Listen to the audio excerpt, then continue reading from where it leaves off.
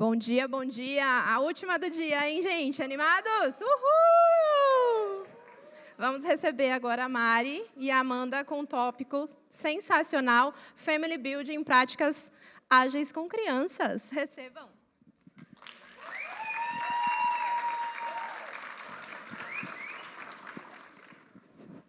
Olá. Bom, a conversa da fome, né? 12:10. Boa. Muito bem. Só para a gente começar se apresentando. Primeiro, obrigada para quem está aqui, né? E se interessou pelo tema. Eu sou a Mari Zaparoli, trabalho na Bain Company e tenho uma jornada de agilidade aí já tem alguns bons anos. Então, gosto muito desse evento. Acho que é um momento muito especial da gente se encontrar. E estou muito feliz de falar hoje para vocês de uma história pessoal, né? Hoje não vim falar nem de portfólio, nem de agilidade organizacional, vim falar de como a gente vem aplicando esses aprendizados dentro da nossa casa, com a construção da nossa família. Eu sou a Amanda, aqui esposa da Mari, né? Porque ela é famosa. Bom, trabalho com atendimento ao cliente já há 20 anos e nos últimos anos trabalho também com agilidade dentro de operações e foi através da agilidade que conheci a Mari e estamos aí juntas há 7 anos. E hoje a gente vai falar um pouco da nossa história e da história da nossa família. Muito bem. Então, aqui já tem um spoilerzinho de quem somos, mas vamos contar a história do começo, né? Essa é a primeira foto que a gente tem, eu e a Amanda, desse ciclo, que é quando a gente deixou no Fórum de Pinheiros a documentação para iniciar o processo até então da fila, né? O processo de habilitação de pessoas que querem dizer ao Estado que gostariam de construir uma família com crianças através da adoção. Isso pode ser feito de maneira individual, não precisa ser um casal. Aqui fizemos como casal, casadas, e aí vale uma pausa sobre o que está acontecendo no nosso país, né? Ontem, infelizmente, a gente teve aí uma aprovação numa comissão da família com palavras bem preconceituosas sobre a homossexualidade. Tem alguns trâmites, felizmente, a serem seguidos, que a gente acredita que não vai evoluir, mas eu queria deixar a marca aqui de que se esse é o país que a gente está construindo, né? Porque se o que foi aprovado ontem evolui como lei, essa história aqui, ela provavelmente nem existiria, como muitas outras desse país. Enfim. Então, fica aqui.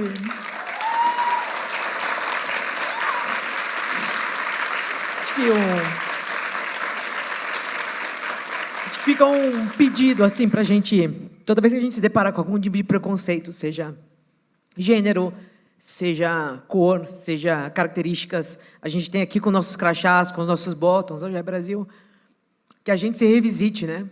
Assim, é isso mesmo, a gente quer construir um lugar de tanta exclusão e, nesse caso específico, suprimindo pessoas de viverem o que a gente viveu aqui.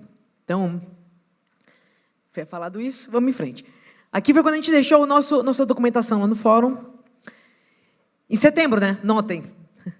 E aí, o outro parênteses, né? Quando a gente fez um curso preparatório para saber que a documentação que a gente tinha que levar e entender melhor o processo, que na época essa era uma etapa obrigatória, nos foi dito que nesse fórum, antes era também um processo um pouco mais regional, agora é mais nacional, existia um lead time entre a entrega dos documentos e o término da homologação, que é quando eles analisam os documentos, quando fazem as entrevistas, etc., na média, olha a média é sempre um risco, que a média, ela não dá tanta visibilidade aos outliers, não é mesmo?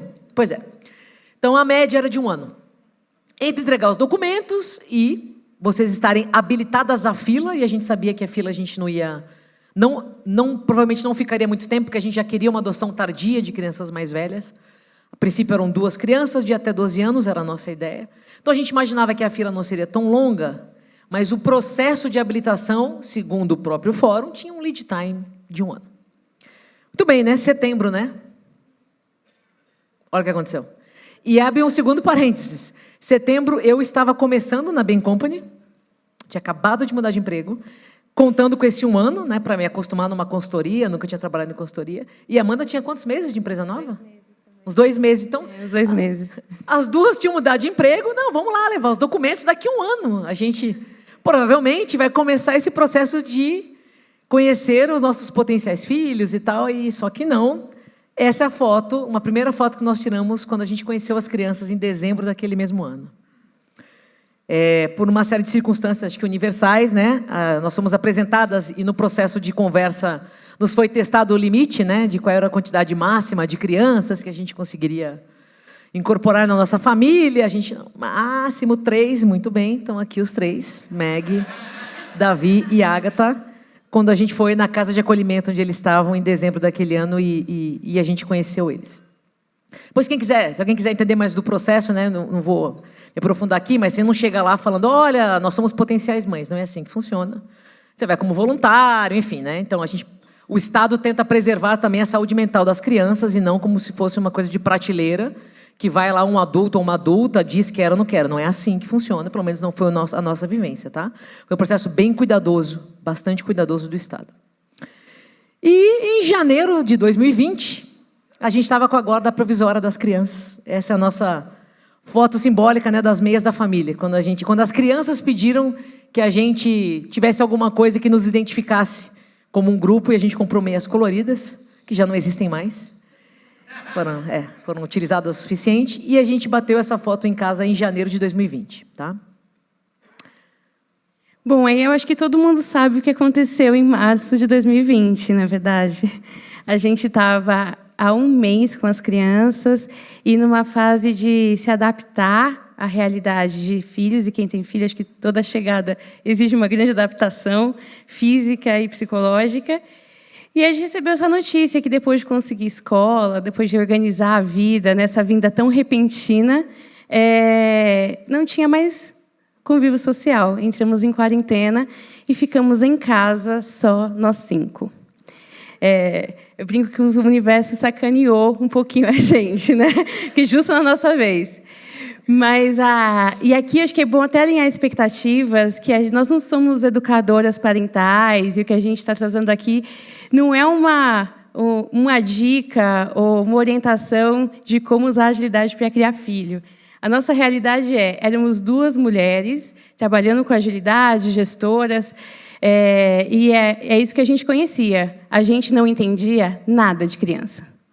A gente não convivia com crianças, nossos amigos não tinham filhos, e a gente se viu diante de uma situação que, até fazendo esse paralelo com a gente nas empresas, a gente vive muito, né? Estou aqui diante do novo, de algo que eu não sei como lidar, e o que a gente conhecia era o que a gente aplicou e o que a gente vai mostrar aqui. Então, a gente conhecia muito mais de gestão de pessoas, de times e de engajamento de times do que de criança.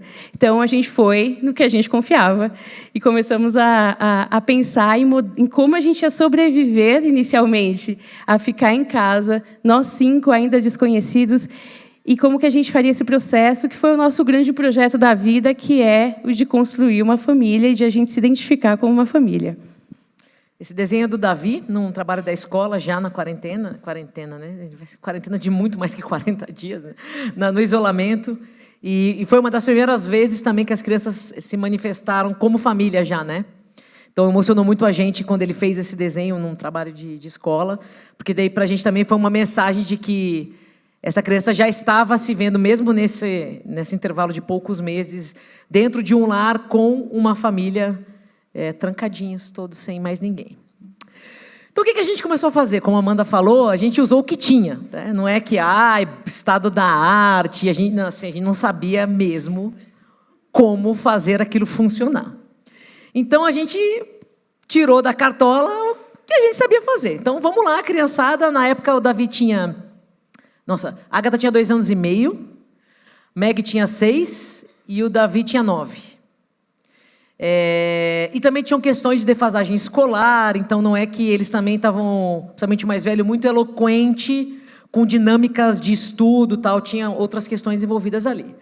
Então a gente pegou esses sabores de diversidade e falou, beleza, para a gente se conhecer, a gente não fala isso para as equipes? Acabei de formar uma equipe. O que você recomenda para a equipe? Faça team building, acordos de time, vamos combinar como é que a gente vai interagir.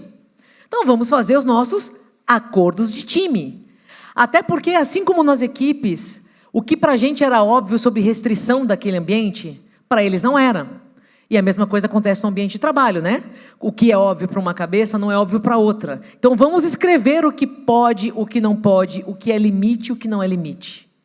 Para que eles entendam o ambiente onde eles foram inseridos e a gente entenda as necessidades deles. Então, foi um convite à conversa e aqui está o que era a parede da nossa cozinha. Então, durante a semana, celular, 30 minutos por dia, porque a gente já começou a compartilhar eletrônicos, né?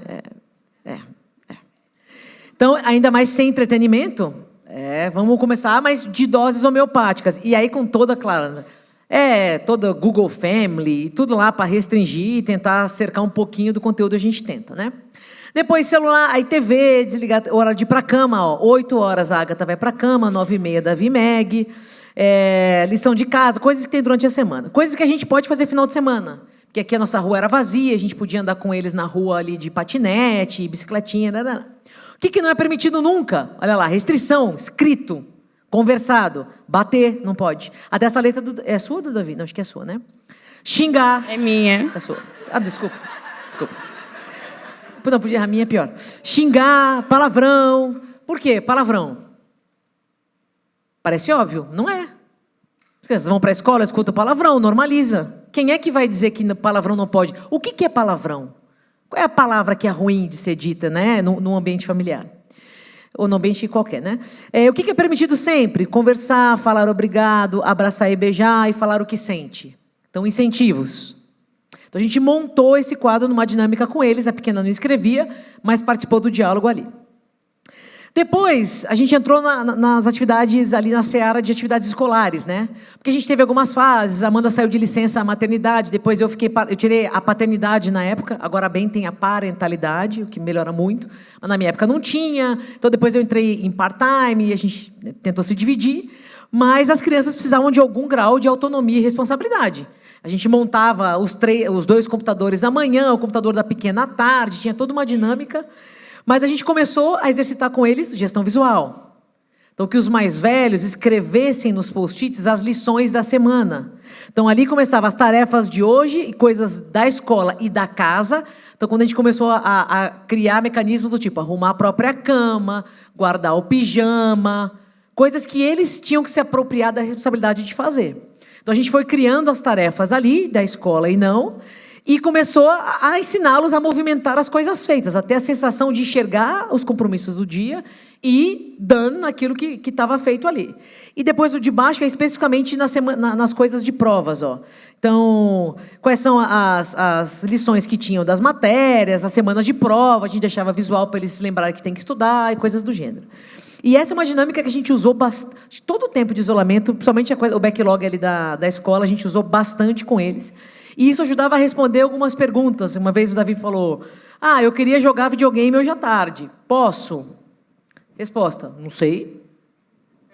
Como é que está lá a lista de afazeres do dia? Pode, dá? O que está ali dá para fazer hoje? É hoje que tem que fazer ou tem coisa que pode ficar para amanhã? Como é que é a gestão do seu backlog? Não falei backlog, que também é sacanagem com a criança. A gestão das suas tarefas, das coisas que você tem que fazer. Para que ele pudesse entender que nem todas as respostas a gente tem que dar.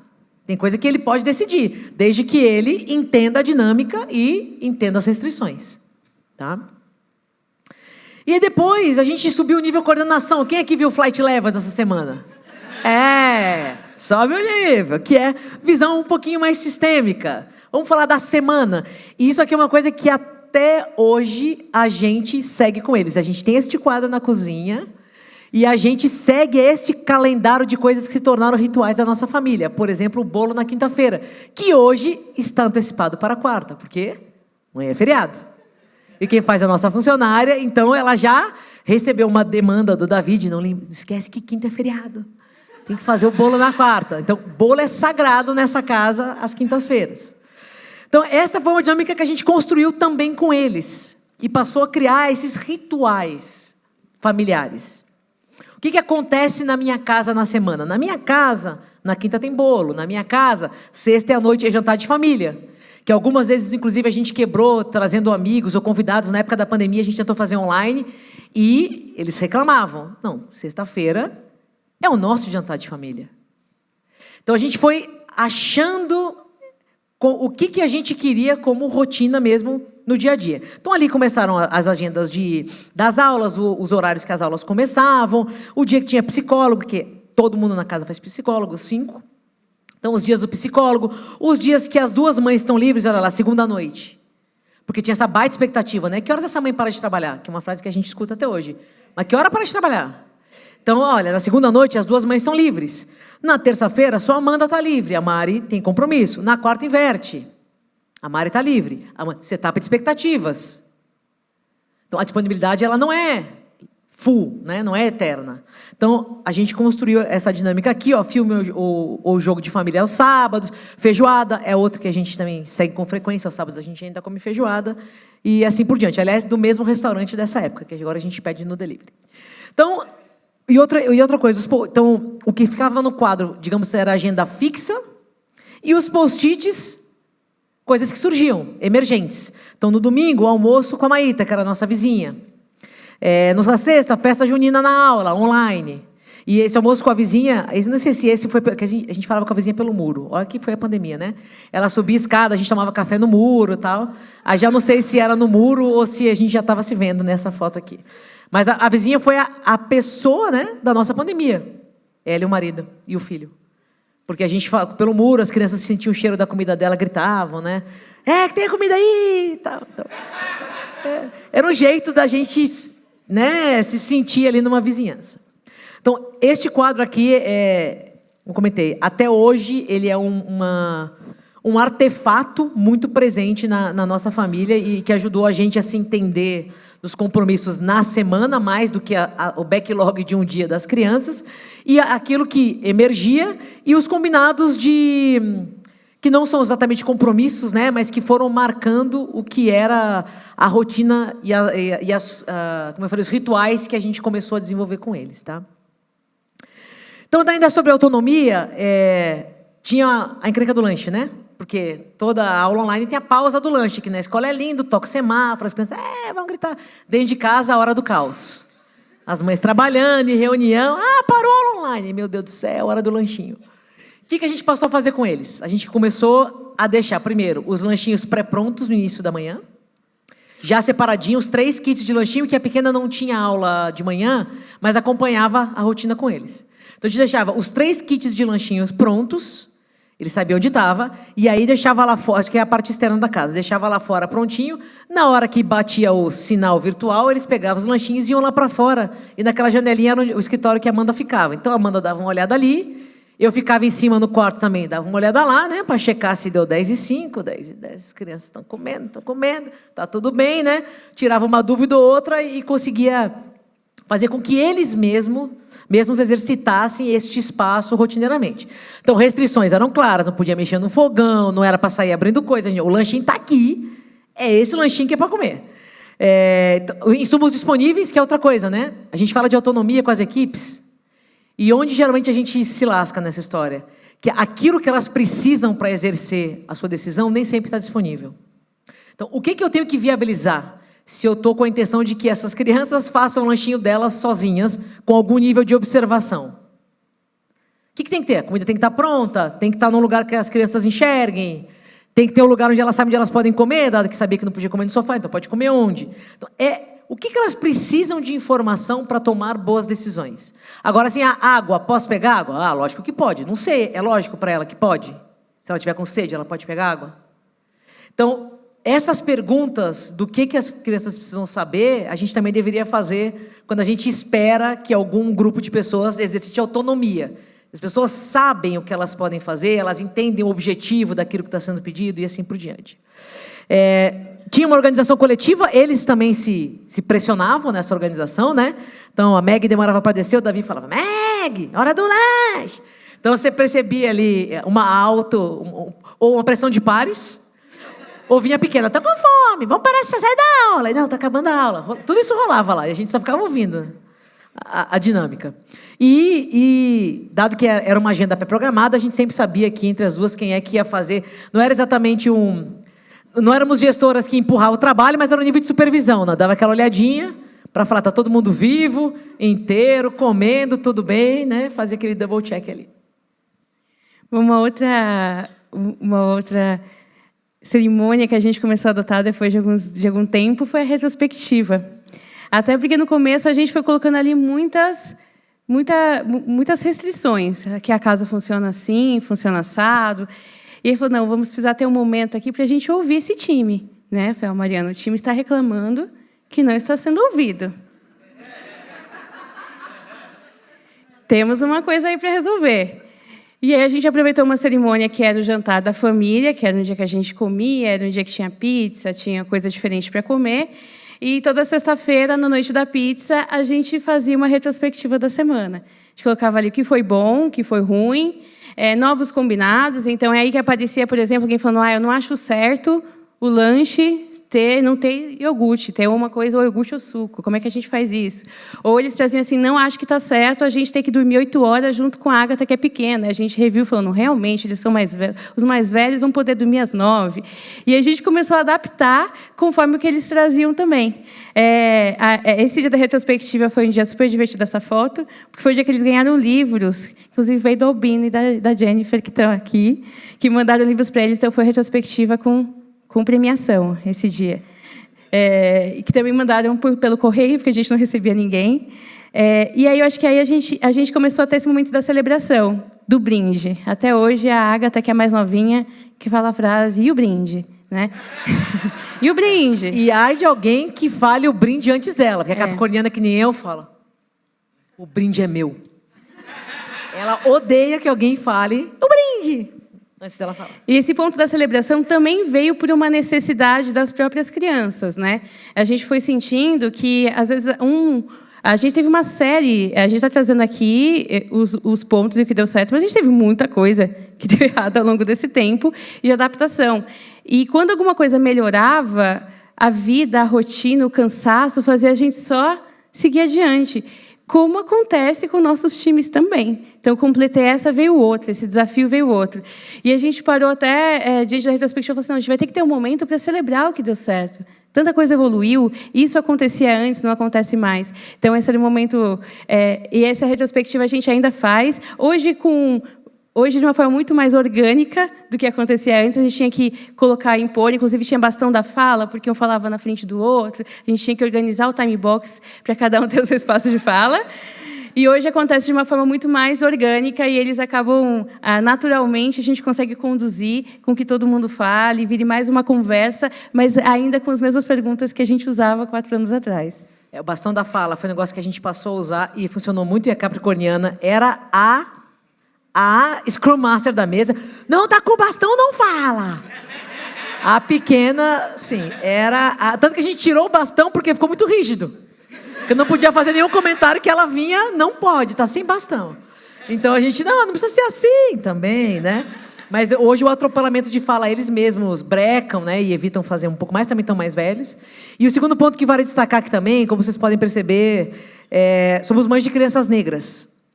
O que, para a gente, é um desafio grande, né, adicional da nossa configuração de família diversa, porque a gente não tem a ótica e a vivência que eles têm, por N razões sociais, mas aqui especificamente raciais. Então, para a gente, até hoje, o momento de troca, não só porque são nossos filhos, não só porque a gente deveria se preocupar em ouvir e adaptar, é um ponto importante da gente tentar se aproximar das vivências deles, que são diferentes das nossas. E o apoio de amigos como o Albino, a Jenny, o Lula e tanta gente que vem nos suportando, seja com livros, seja com conversas.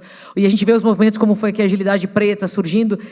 Para a gente tem um valor de via de mão dupla, né? Não só a gente gosta e se preocupa em dar suporte, assim como eu abri a apresentação falando de casais LGBTQIA+, mas a gente também bebe muito dessa fonte, para a gente poder ampliar os nossos horizontes e tentar entender dores, dificuldades, né, e vivências dos nossos filhos também. Com o avanço da pandemia, foi ficando complicado para a gente dizer quando é que ele ia acabar, né? E eles começaram a expressar os desejos e coisas que queriam fazer, e como é que a gente... Mas em que momento? Quando que eu vou poder brincar na rua? Quando que eu vou poder fazer uma série de coisas? E nós também, a gente começou a ser mãe assim, né? Então, a gente tinha muitas coisas que a gente tinha planejado, que a gente queria fazer, que a gente não tinha oportunidade. A maior parte da nossa família não conheceu as crianças, né? Então, éramos só nós ali. E aí foi que dentro da parede da cozinha, como vocês estão vendo no nosso azulejo, a gente começou a falar, colocar coisas legais que eles queriam fazer, mas que não dava para fazer agora. Acho que até para entender que eles estavam sendo ouvidos, que não é, eu queria fazer tal coisa, mas não posso, e tudo bem, você não está me ouvindo. Né? Até para registrar, putz, se você quer fazer isso, então eu tenho que brincar com a Luísa, que é minha irmã. Assim, quero brincar com a Luísa. Não dá agora, mas vamos registrar que assim que for possível, a gente vai fazer isso. E eu acho que isso é muito interessante, a gente aumentar uma relação de confiança, sem dúvida, e acho que isso a gente pode fazer com as equipes também, de como assim, olha, isso não, você tem uma boa ideia, não dá para fazer agora, mas a gente precisa dar voz, dar registro, ter um local onde você possa dizer, está ali, em algum momento a gente revisita, gera uma expectativa de futuro e também de que as pessoas estão ali, de que as ideias não são perdidas. E o pior, às vezes perdem até elas não só se perdem na memória, mas perdem um propósito. Às vezes aquela ideia não dá, mas outra a gente pode adaptar para fazer dentro do nosso contexto. E outra coisa de contar as histórias, né? Porque para capturar uma ideia, seja aqui ou seja no ambiente de trabalho, a gente conta uma história, né? Por que a gente acha que a ideia é importante, o que ela agrega e tal. Então, acho que esse é o ponto. Às vezes, a ideia por si só não é tão viável, mas os anseios, os desejos ou as dores que vêm quando se traz a ideia são super importantes, muitas vezes, para a gente compreender o ambiente onde a gente trabalha, onde a gente vive, quem são as pessoas que estão ali, o que é que passa pela cabeça delas, né? Ajuda muito a depois conectar os pontos. Aqui a gente começou, depois de um tempo, a categorizar as ideias. Né? Até porque começou a flexibilizar um pouco, e a gente foi fazendo vários mini quadros, essa é sobre ideias divertidas que poderiam ser para um fim de semana. Até para a gente poder entender o que podia ser durante a semana, e o que a gente ia deixar para algum momento, e com a possibilidade de flexibilização. E aqui é curioso, porque a Agatha começou a entrar nessa brincadeira, ela não sabia escrever, então a gente começou a adaptar para ela poder desenhar também ideias, e aí poder colaborar. E aqui também a gente podia fazer uma priorização. Então, a partir do momento que uma ideia fosse legal para todo mundo, é uma ideia que a gente poderia investir. Então, ir para a praia. Putz, vamos tentar ir para a praia, então, dar um jeito de ir para a praia, levá-los para a praia. E aí, como foi algo que apareceu mais de uma vez, teve mais de um voto, decidimos que seria um passeio que poderia ser priorizado.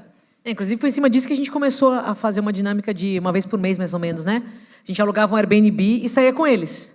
Então, nisso, a gente foi para a praia algumas vezes, foi para outras casas que tinham algum entretenimento próximo, né? Mas essa coisa do sair ainda restritos em 5 e tal... veio muito dessas conversas e da ansiedade deles de saírem.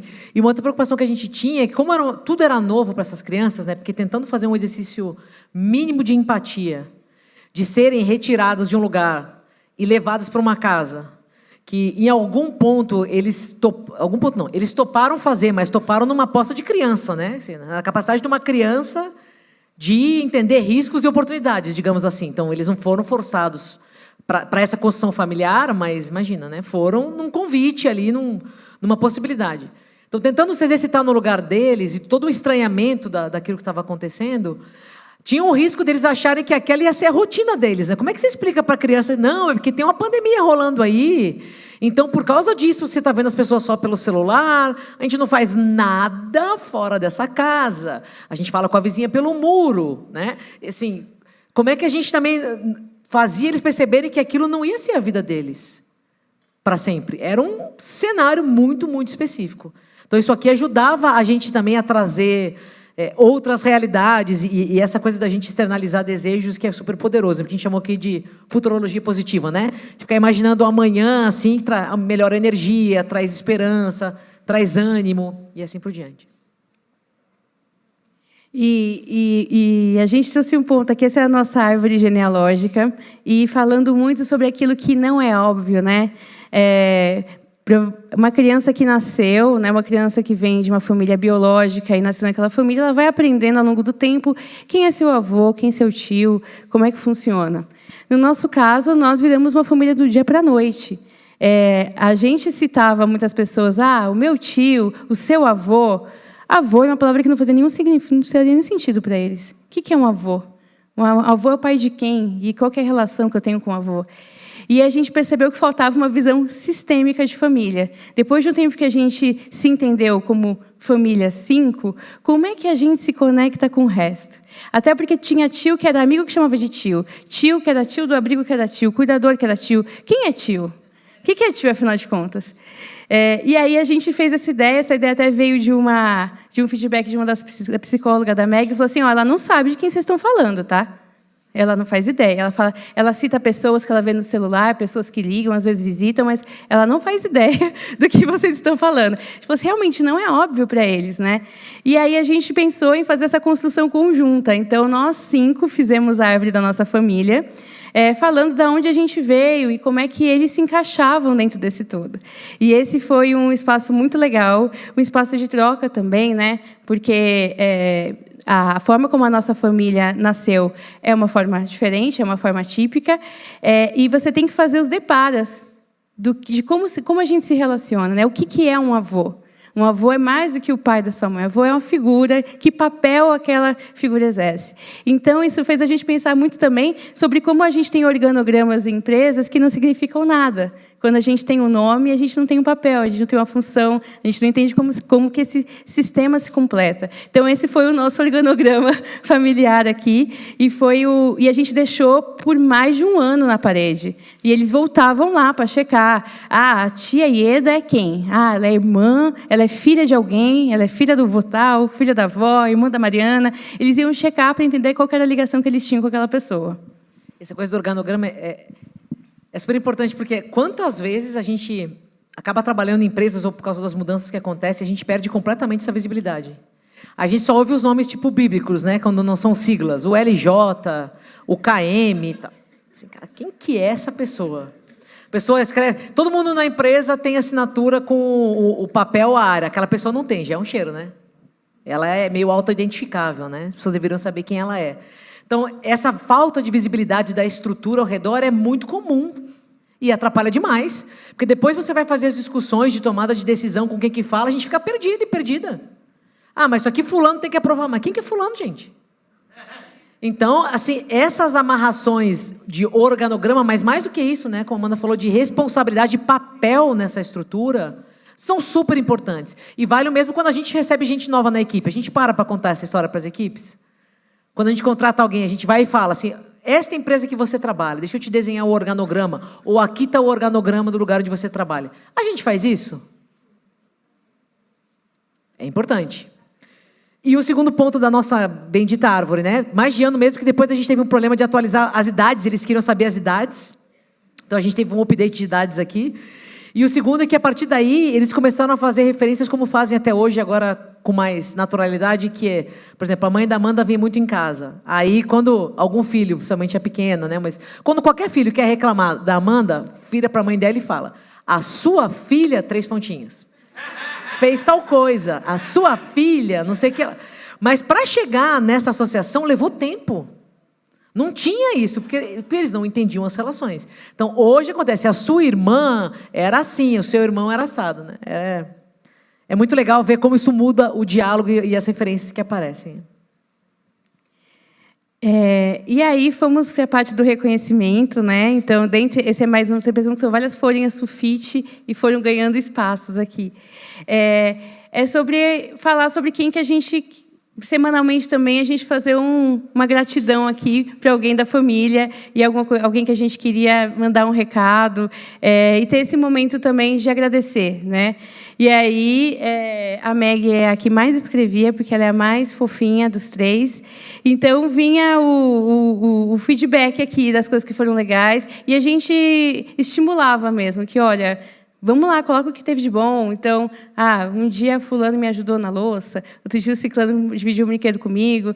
E foi muito legal a gente trabalhar esses reconhecimentos, porque também não era uma coisa óbvia para eles como família, né? De que a gente tem que agradecer quando as pessoas fazem alguma coisa legal para a gente. Parece óbvio, mas não é. Eles eram crianças, estavam numa instituição onde as pessoas trabalhavam lá. Era uma relação de trabalho, não uma relação familiar. Eram muito bem cuidados, mas a gente teve que explicar o que é uma relação familiar, que ela não está voltada a um salário, que ela não está voltada a uma obrigação, que ela está voltada a afeto.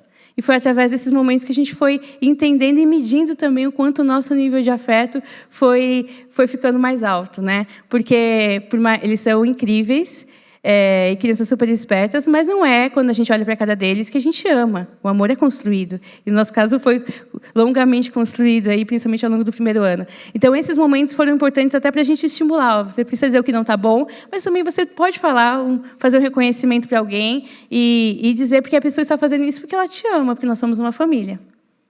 Essa coisa do amor ela é complexa, né? Inclusive com crianças biológicas, né? Parece, não tem como, já nasce amando.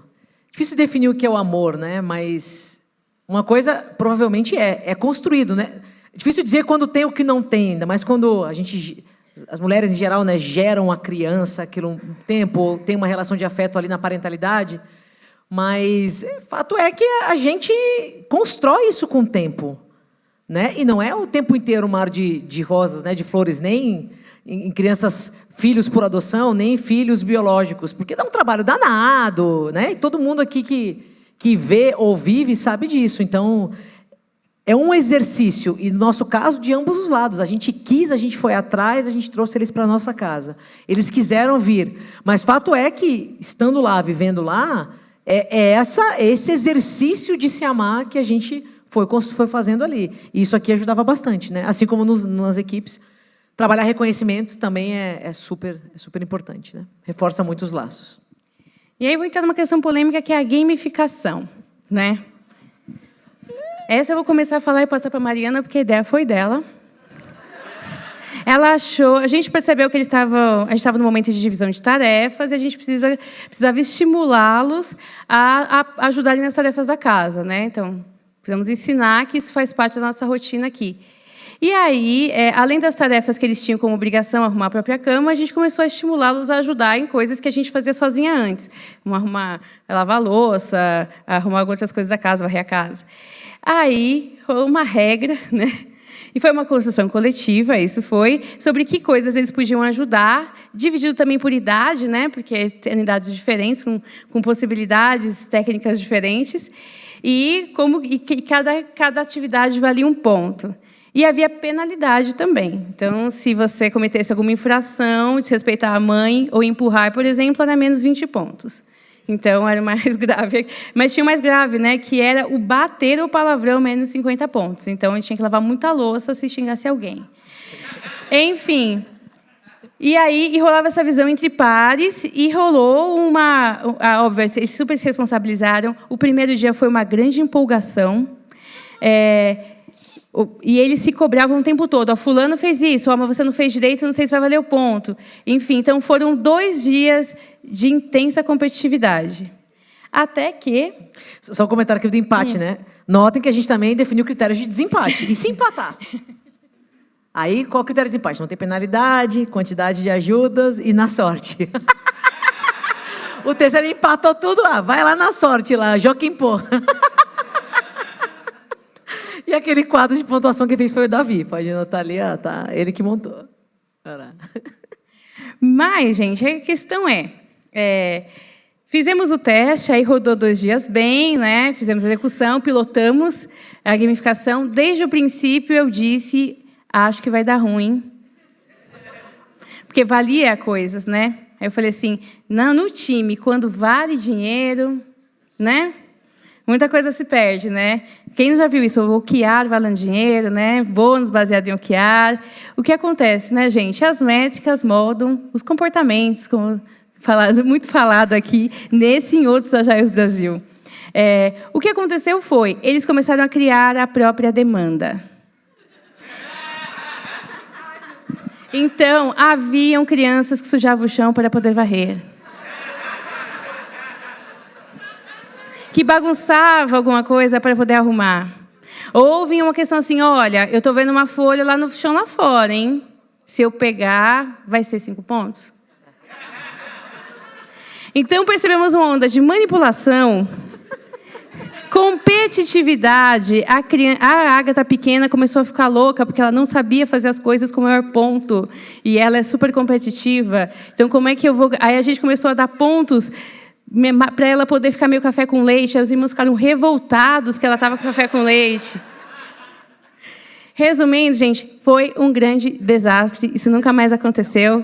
Durou 3 dias e, felizmente, acabou. Peraí. Acho que durou uma semana. Acho que foi de uma segunda até um sábado. Isso, os 3 dias já começou a dar errado. Foi uma semana. Mas calma aí, nem tudo é derrota, né? Porque aprendizado também precisa ser valorizado.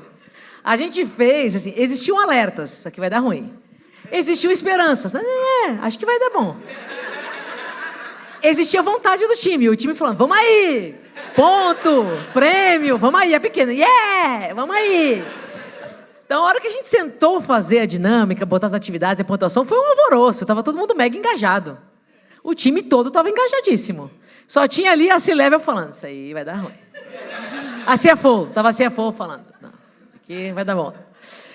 Ao começar a rodar e ter esses efeitos colaterais, principalmente o negócio da geração do trabalho foi bizarro, assim, a geração do próprio... É isso. Então, eu jogava coisa no chão para varria o chão. Essa tá de sacanagem, né? Ou seja, a nossa vida não ficou mais fácil, não, entendeu? Esse é o ponto. Foi. O objetivo principal não foi cumprido. É porque exigiu um custo de coordenação maior, né?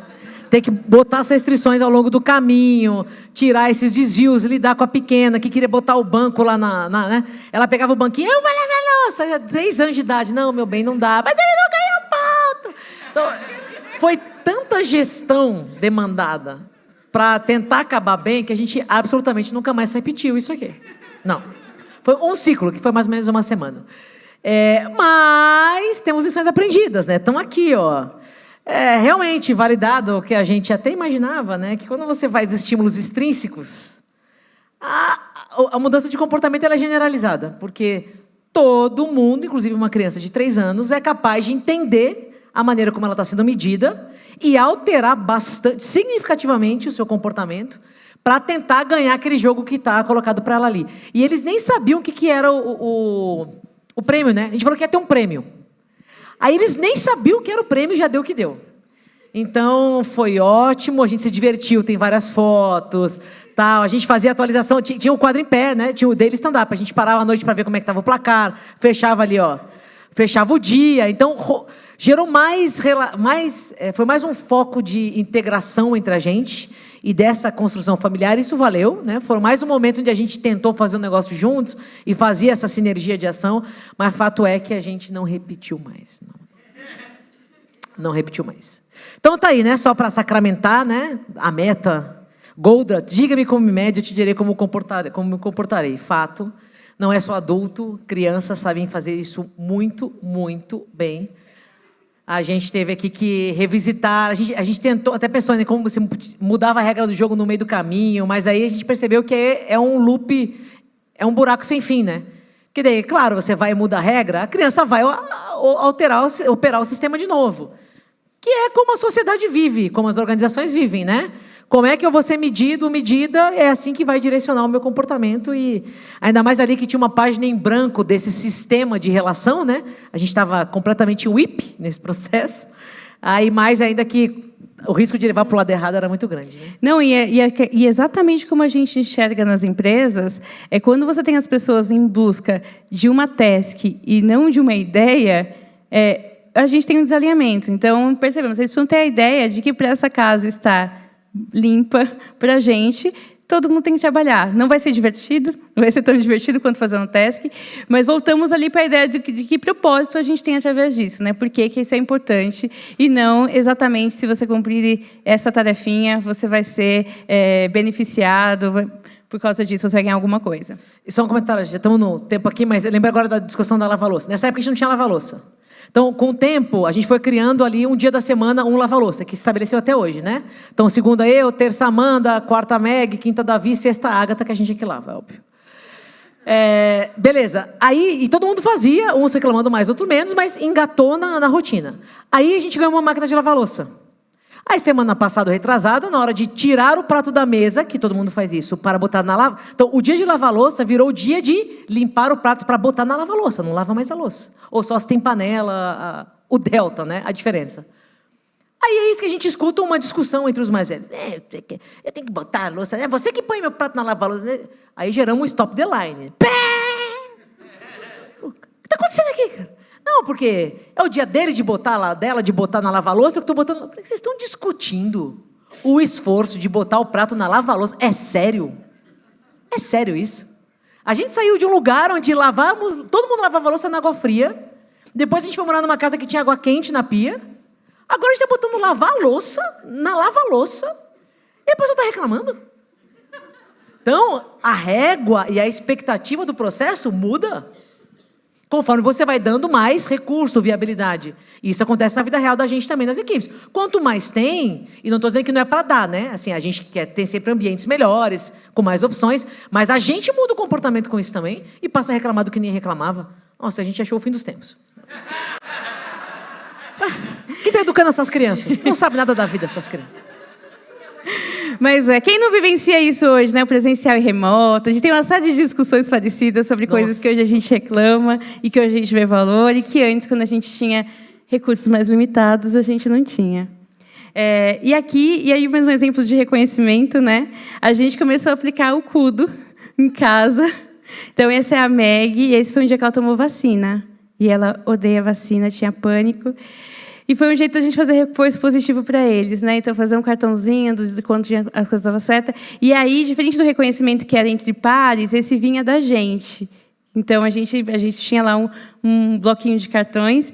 E também foi apoiando muito a nossa relação de confiança, a gente fazer a pausa para entender o que tinha valor. E gerava uma coisa física, né? Uma coisa mais bonitinha, que a ideia do que o post-it lá era muito simplesinho. Então, eles começaram a valorizar muito. Então, o Cudo foi um momento bem especial. E esse 100% apoiado no que a gente conhecia do trabalho, né? A gente falou assim, não, vamos fazer um Kudocard aqui. E eles valorizavam muito. Era isso. A gente queria compartilhar com vocês, agora tem uns minutinhos para perguntar um pouco do uso dessas práticas e o pensamento, né? E fazer um pouco dessas correlações com a nossa vida profissional. Mas esse foi um pouco do exercício que a gente fez com as crianças, efetivamente na construção da nossa família. Mais do que organizar o trabalho, a dinâmica em casa, a gente usou essas práticas fundamentalmente para trazer espaços de escuta, relação de confiança, para a gente se conhecer melhor e conseguir aí sim construir o que seria a nossa rotina e a nossa dinâmica em casa. Então aqui estão os nossos contatos, também vão ficar hoje por aí, acho que eu até um pouco mais do que a Amanda para os corredores, mas obrigada por ouvirem, compartilhar, e vou fechar como eu abri, que vamos tomar cuidado com os números que a gente põe na urna, com as piadas que a gente faz e com as coisas que a gente impulsiona no nosso país, porque isso fecha portas e tira vidas. Obrigada.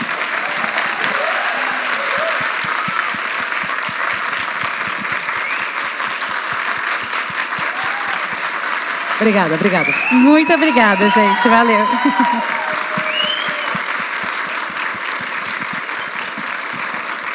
Perguntas, comentários? Temos minutinhos aí, se alguém quiser fazer. Perguntas? Obrigada.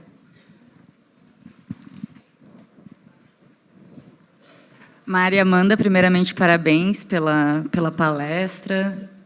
Eu achei interessante porque na agenda fala assim, para iniciantes, né, para quem quer saber um pouquinho do assunto. E acho que vocês trouxeram muito além disso, muito mais do que algo superficial. Quando vocês falam, né, da família de vocês, parabéns pela condução, de como vocês estruturaram isso em 3 meses, né, conseguir ter isso tudo de uma forma tão bonita e tão genuína. E quando a gente fala, né, vocês falaram, mas é criança, e é engraçado que na terapia muitas vezes a gente traz isso, né, quando a gente está no ambiente de trabalho e acontece alguma coisa que a gente não gosta, geralmente é a nossa criança ferida, então não é tão distante, né, quando uma pessoa mostra uma insatisfação, geralmente é aquela criança interior dela que foi ferida e por isso ela está gerando uma agressividade, uma impulsividade, ou fala de algum trabalho de algum colega. Então, acho que não é tão distante assim quando a gente fala do ambiente, principalmente da criança, né, do ambiente de trabalho. Acho que está tudo muito relacionado. Mas eu tenho uma pergunta, né, para fazer. Vocês criaram, né, rotinas super importantes e estruturantes ali para serem feitas. Como que vocês lidam quando sai fora do planejado com a frustração deles, né? Tipo, sábado é o dia do parque, é o dia da pizza. Mas a Meg encontrou tem um aniversário, tem outra... Como que é para lidar com essas agendas, porque são 3, 5 agendas, né? Quando não sai ali do que estava planejado e para lidar com a frustração deles, como é que vocês lidam com isso? Bom, é difícil sempre, né? Com time, com criança, com casa. Eu acho que, primeiro, a gente tem muita a gente precisa ser muito organizada. Eu, pessoalmente, não sou uma pessoa organizada como a Mari, mas a gente tem recursos, a gente ainda tem Kanban de atividades, para a gente poder dar o máximo de visibilidade para eles, de impactos, inclusive impactos de agenda.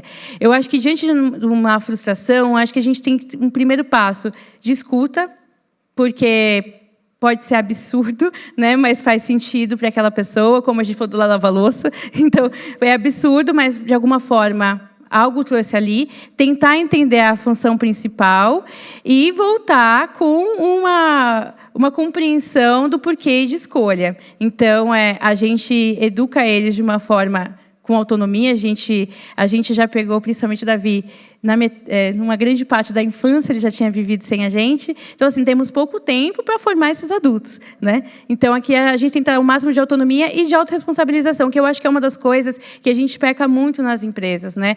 Criar bons ambientes é muito diferente de criar pessoas mimadas, né? Então, da gente oferecer tudo que a gente dá, mas o time não responde, ou o time não quer, o time não está acostumado, e nós somos responsáveis pela gestão da nossa vida, da nossa carreira, e é o que a gente tenta levar para eles, e eu acho que funciona com as equipes também. Então, a gente tem decisões para serem tomadas, nem sempre vai ser a melhor, mas a gente tem que ter a confiança de que a gente está fazendo o melhor possível, e transparência também, e cada um tem que assumir ali o seu BO, né? É isso. Acho que o único complemento que eu faria é que, até de exercício, não é meu natural. A Amanda, nisso, é mais natural do que eu. Quando começa a reclamação, ouvir. Aí, quando a reclamação se estende, eu tendo a ficar mais irritado. Eu falo, tá, já expliquei. Mas quando a gente vê lá as influencers de parentalidade, de acolhimento não violenta e tal, tentar exercitar. Não, eu entendo que você está chateada, que é para o parque, não vai, mas aconteceu essa coisa. Não, a gente acolhe, mas é o que é. Tem um aniversário para ir, tem uma prioridade para fazer, não dá. E aí também outra coisa que a gente tenta fazer é o replanejar, né? Porque daí uma coisa é falar, não dá para fazer esse sábado, a próxima pergunta é quando dá então? Que é outra coisa que a gente às vezes também não faz, né? Não vou conseguir entregar essa semana, tá? Qual que é a próxima pergunta? Quando? Então já conta o todo, né? Porque senão você vai ser obrigado a escutar a próxima pergunta, que é, entendi, porém, quando é que fica pronto? Então, é a mesma coisa que esse sábado não dá, se no outro não dá, para quando é que dá, mas a gente já tenta setar uma nova expectativa para tentar acalmar os ânimos. Dá mais uma? Ou encerrou? Encerrou. Vocês definem. Mais uma? Okay, se alguém quiser mais uma, a gente responde aqui. Tem lá. Ai, tinha duas meninas. A gente pode... Oi. Parabéns pela palestra, foi realmente muito boa. Eu me senti muito representada, porque como mãe agilista também, eu tive minha bebezinha no ano passado, e, tipo, na primeira semana que eu tinha acabado de ganhar ela, eu estava ficando, tipo assim, muito sobrecarregada, não conseguia organizar as ideias, tudo que tinha para fazer, e médico, e um monte de coisa. E aí eu comecei a pregar um tanto de post-it na parede e tal, para poder ter visibilidade, fluxo de trabalho, e realmente ajudou pra caramba. Acho que é muito legal esse paralelo que a gente faz do trabalho para a vida pessoal, para a família, e também o inverso, né, que a gente também tem muitas lições aprendidas. E aí uma dúvida que eu trago, né, pedir um conselho de vocês quanto a esse tema, é que por parte da família, e até mesmo do meu marido, né, que é o pai da minha nenê, rolou uma estranheza, sabe? Tipo, nossa, que parede é essa? Que é isso? O que você está fazendo? E para a gente é muito natural. E aí eu penso como que eu posso incluir mais pessoas que não trabalham com agilidade, não sabem o que é agilidade, para trazer isso para a vida pessoal. Acho que vale a mesma recomendação que a gente faz quando a gente vai tentar falar de práticas ágeis para pessoas na empresa, que é tentar conectar com que problema a gente quer resolver com aquilo. Então, na sua fala eu estava sobrecarregada, assoberbada, com muita coisa na cabeça, com muitos temas para organizar. Então, para resolver isso, eu decidi externalizar esse trabalho usando post-its e criou algum outro mecanismo ali, não sei se de fluxo, to-do, né? Mas assim, por que você está botando post-it na parede? Porque eu preciso ver aquilo que a gente tem que fazer e organizar isso no tempo. O que é prioritário, quando as coisas vão acontecer, como a gente fez no nosso quadro ali, o que é recorrente, o que é excepcional. Então, eu acho que é o diálogo sobre este problema mais do que o post-it. Porque numa dessas não precisa ser um post-it, pode ser um quadro. Então, escreve um quadro branco ali, a semana, o que a gente tem para fazer. Né? A gente também usou, a gente acabou nem comentando, mas cores que diferenciavam o que era fixo do que era entretenimento, do que era excepcional, que era o post-it. Então, algum tipo de legenda, né, de diferenciação. Mas qualquer mecanismo proposto desse diálogo, dessa auto-organização, acho que ela parte do porquê que isso aqui pode ajudar a gente. Né? Porque se, eventualmente, seu marido ou alguém que olha aquilo fala assim, não, eu sei o que eu tenho que fazer de cabeça na semana, eu não preciso disso, beleza, você sabe que para aquela pessoa o seu mecanismo não vai funcionar. Mas pode funcionar para você, não descarta o uso para você próprio. Agora não, se aquela pessoa também tem uma dificuldade e entende que aquele é um mecanismo que pode ajudar o grupo, o time, aí ela vai se sentir mais, provavelmente, a probabilidade dela testar é maior, né? Acho que é a mesma coisa também como funciona a empresa. Se a gente coloca só o quadro sem a pessoa saber por que a gente está fazendo isso, vira um top-down. Então, por que você está fazendo isso? Qual é o problema que você quer resolver? Acho que esse é o ponto. Obrigada, gente. Obrigada, pessoal. Foi ótimo, valeu. Obrigada aqui, ó, as tradutoras de Libras, super obrigada. Muito obrigada. Valeu, Ficaram algumas perguntas. Podemos.